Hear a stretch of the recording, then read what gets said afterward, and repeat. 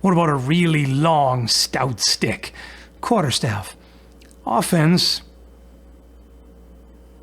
you've got to give it quite a lot because it hits hard and it can do a number of things. It can strike, it can thrust, it can knock weapons aside, etc. So really quite a useful weapon overall in that regard. Defense is also quite high. You know, you can do static blocks in a number of ways, either with your hands low or with them far apart, catching strikes in the middle. Of course, the hands are always a little bit exposed, which is why it's not maximum rating. Ease of use, another 4 out of 5. You know, it's not complicated. You don't have to worry about things like edge alignment or anything. It's a bonk stick, a little bit more elaborate than a simple single-handed stick. So you need to know some more techniques. You need to make sure that you don't encumber yourself with it, but still pretty easy comparatively. Anti-armor, quite good. It hits pretty hard. Not as hard, obviously, as a polearm. That has a weighted end of some kind, whether it be a blade or a hammer or a spiked something. But decent. Speed is above average. Not the fastest thing ever, but you can definitely move pretty fast with it because it's not particularly heavy.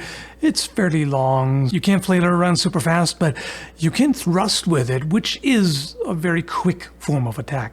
Not as effective as with a spear, of course, but still, against the face or throat, or even just to push someone away or to, disturb their balance, things like that. Pretty good. Reach, obviously, has to be maxed. It's a polearm without the head, essentially. So you have plenty to work with. Versatility, there are a number of different grips you can use. There is a fairly wide range of techniques, but it's kind of above average because there are plenty of things you can't do. Like you don't have a blade to work with or spikes or anything like that. You can't get around the defense as easily. But at the end of the day, it is just a stick pretty much, albeit a long one. Speaking of which, same durability as the stick. Now, on the one hand, a longer stick is more likely to break because there's way more leverage working on it. On the other hand, a quarterstaff tends to be thicker than a shorter stick for single-handed use. Affordability, well, a little bit less than a shorter stick, but still very cheap. Or even free if you make your own. Ease of carry. Normally, something of this size deserves a 1 or even less. The saving grace is that it can be used as a walking stick. So, after much back and forth deliberation, I decided to add an adjusted score as well. One of the things that people suggested on part 1 was weighing the stats differently, which makes sense. So I tried counting offense, defense, speed, and reach double, which in my opinion are the most important. Unfortunately, that kind of breaks things, because now suddenly the stick is above the flanged mace, which makes no sense, and a large two-handed maul is below the nunchaku. Instead, I found it seems to make the most sense to adjust the score by omitting ease of use, affordability, and ease of carry. Ease of use doesn't matter much with enough training, although it would take longer to achieve the same competence with a more complicated weapon. And affordability and ease of carry don't matter in a hypothetical duel or small melee where you just have the weapon and start out with it drawn. I still like the total score, but this is nice to have in addition. Studded Cudgel, in other words, Club Plus.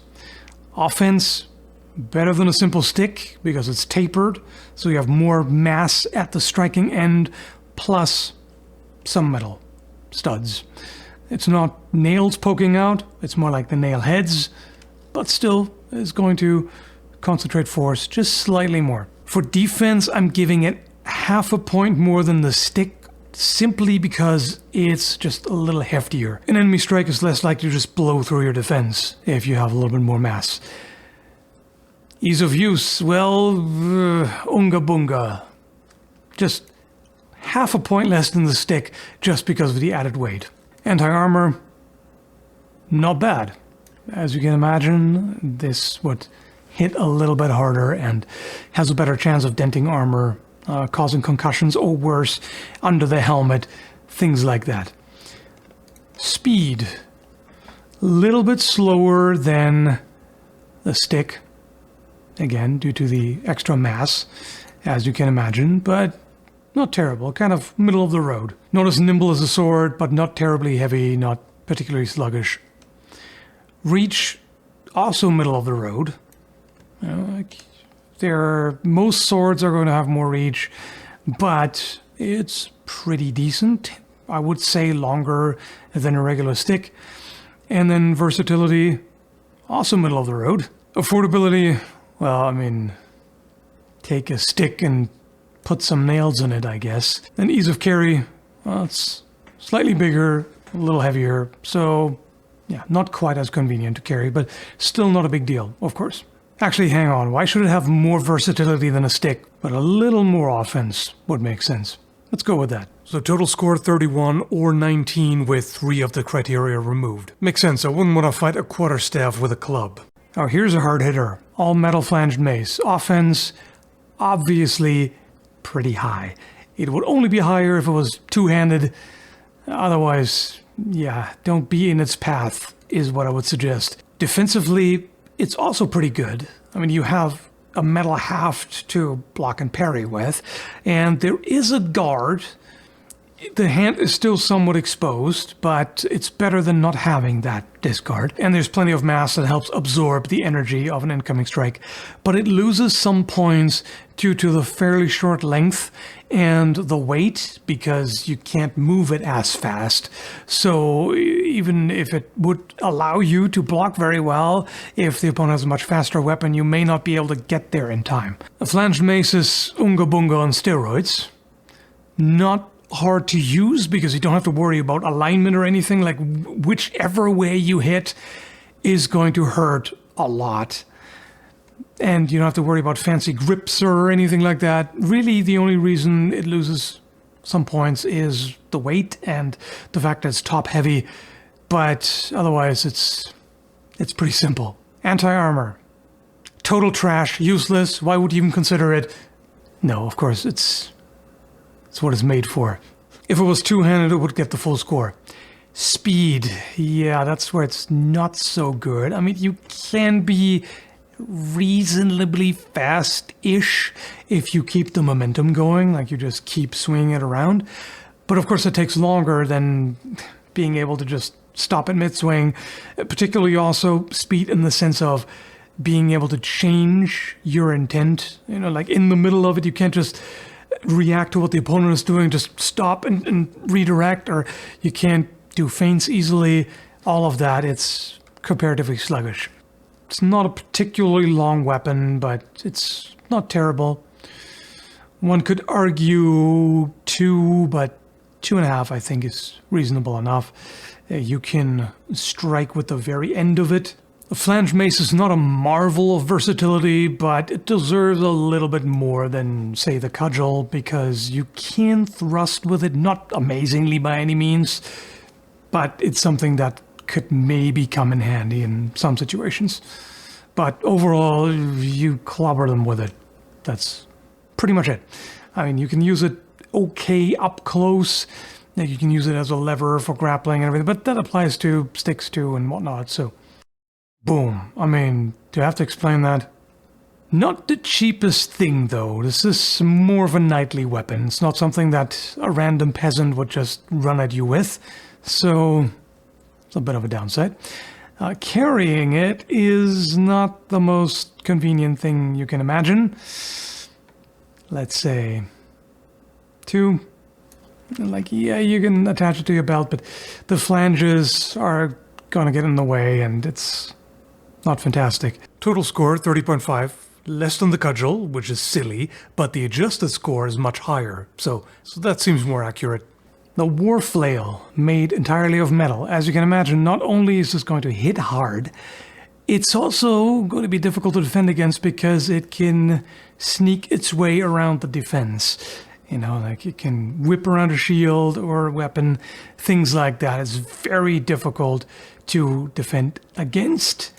And as you can imagine, also with. Not the worst. You can still block or parry with the haft. And again, it's made of metal, so that's pretty useful, but sometimes the flexible end can make it move in weird ways and just kind of jerk it around. And so it's somewhat more difficult to position exactly where you want it as quickly as you need to. And you don't have as much to work with because you can't defend with the flexible part. Ease of use, of course, this is not where it racks up points either.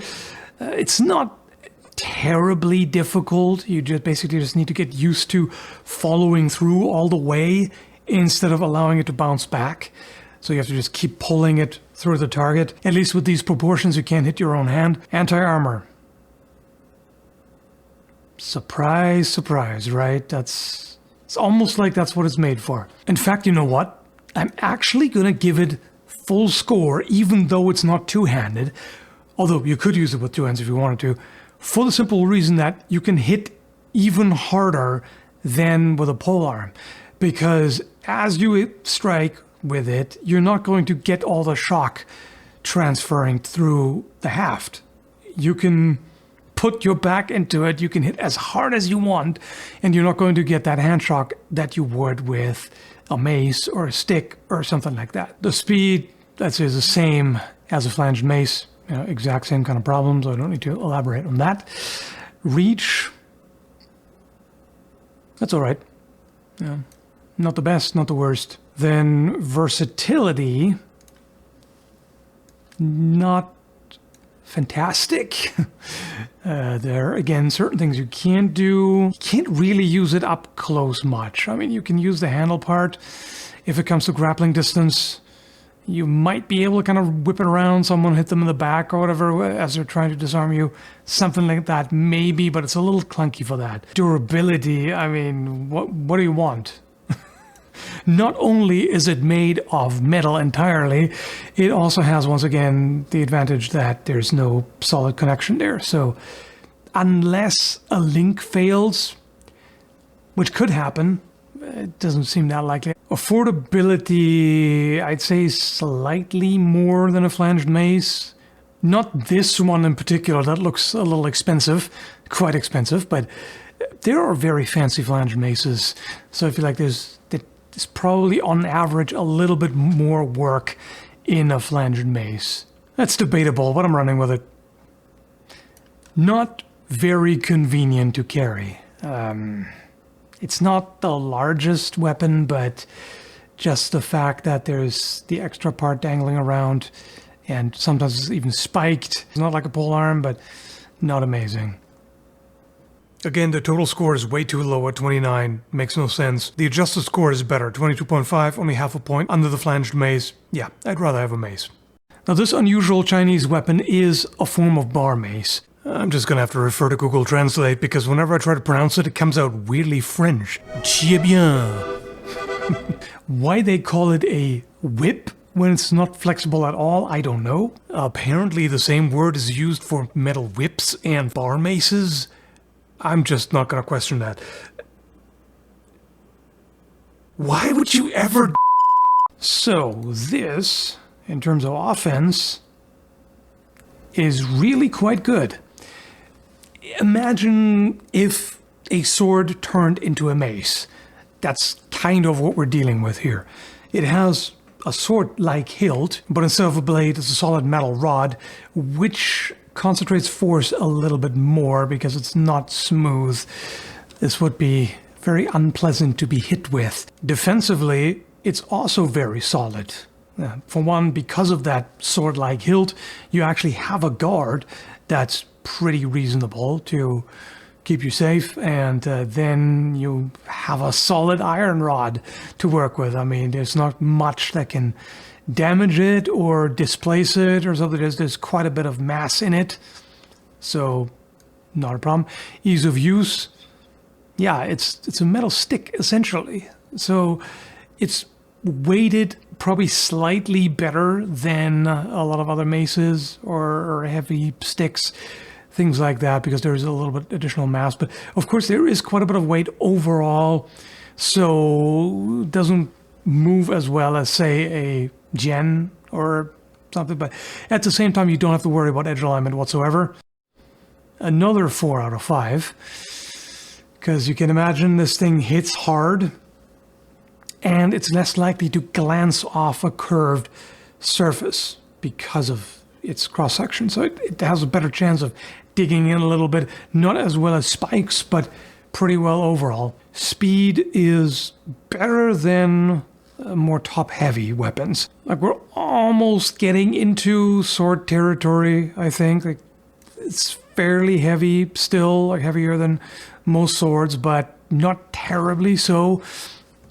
And the balance is slightly better than with some other blunt impact weapons. Well, doesn't it depend? This one here's lighter than I expected at just over a kilogram, or about 2.5 pounds. Well, this Tiěbiān comes in at a whopping 8 pounds, which is 3.6 kilograms. We're now in Zweihander territory, which is quite heavy for a single hand.